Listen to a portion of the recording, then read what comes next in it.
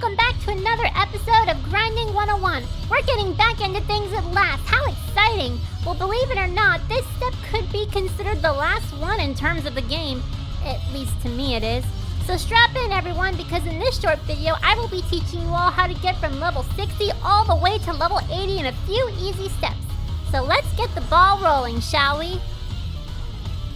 Okay, so first up, similar to the last Grinding 101 episode, for this step in grinding the good stuff, we're gonna need to form yet another add enemies plan for a dungeon to spawn the bigger bosses.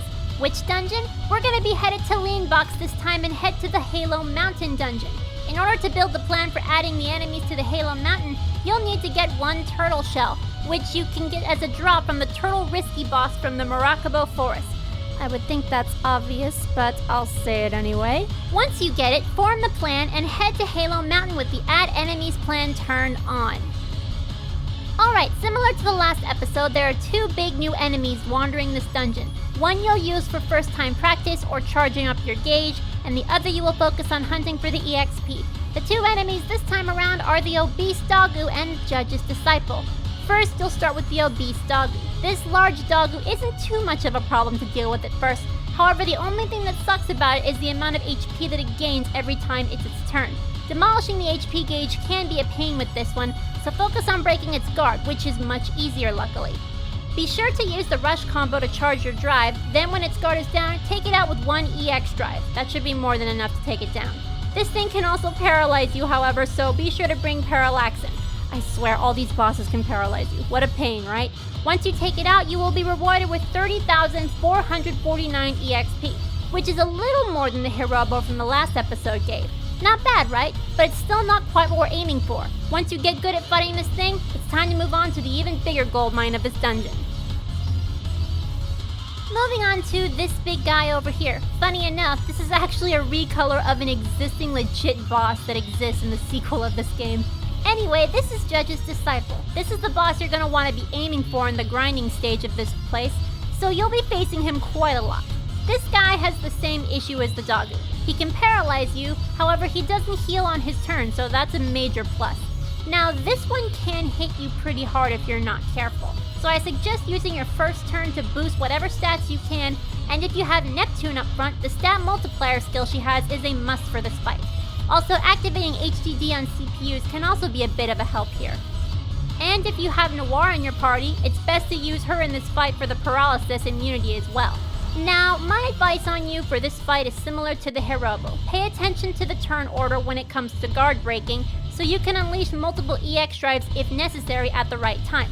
Also, I'm not going to tell you who to focus on or to focus on a specific character special this time, but I will say this.